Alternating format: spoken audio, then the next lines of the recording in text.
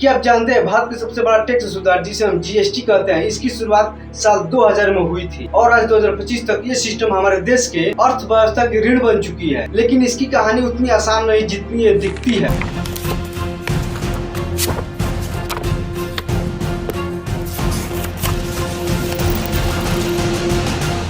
नमस्कार दोस्तों, आज हम बात करेंगे जीएसटी कैसे पैदा हुई, किन किन मुश्किलों से गुजरा, किस तरह लागू हुआ और 2025 तक इसमें क्या क्या बदलाव आया। साल 2000 भारत के प्रधानमंत्री अटल बिहारी वाजपेयी ने इम्पावर्ड कमेटी बनाई जिसकी अगुवाई पश्चिम बंगाल के वित्त मंत्री आशीष दास गुप्ता ने की। मकसद था भारत में एक ऐसा टैक्स लाना जो पूरे देश को जोड़ सके। 2004 में कैलकट टैक्स ने अपने रिपोर्ट में कहा कि भारत को जल्द से जल्द एक गुड सर्विसेज टैक्स लागू करना चाहिए और 2006 में तत्कालीन वित्त मंत्री पी चिदम्बरम ने बजट भाषण में ऐलान किया कि जीएसटी को 2010 तक लागू कर दिया जाएगा। 2009 में कांग्रेस सरकार ने जीएसटी पर पहला डिस्कशन पेपर जारी किया। 2011 में संविधान संशोधन में बिल पेश हुआ, लेकिन राजनीतिक मतभेदों, राज्यों की आपत्तियों और सत्ता के खिंचाव तनाव ने इसे रोक दिया। 2014 तक जीएसटी सिर्फ एक सपना बनकर रह गया। आखिरकार 2016 में राज्यसभा ने संविधान संशोधन बिल पास कर दिया। राष्ट्रपति प्रणब मुखर्जी ने इसे मंजूरी दी और जीएसटी काउंसिल का गठन हुआ जिसमें केंद्र और राज्य की दोनों की बराबरी भागीदारी तय की। Friends, GST is a disruptive change, no doubt. It is similar to the introduction of the VAT when there was initial resistance.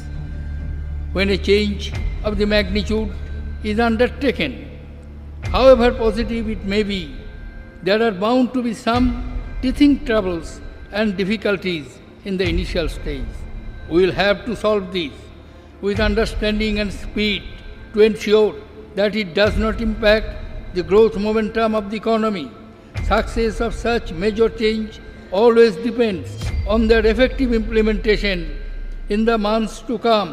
Based on the experience of actual implementation, the GST Council and the central and state government should continuously review the design and make improvements in the same constructive spirit as it has been displayed till now. In conclusion, I would like to express my deep appreciation for all those who made tremendous efforts to make this path-breaking legislation. Thank you. Jai Hind.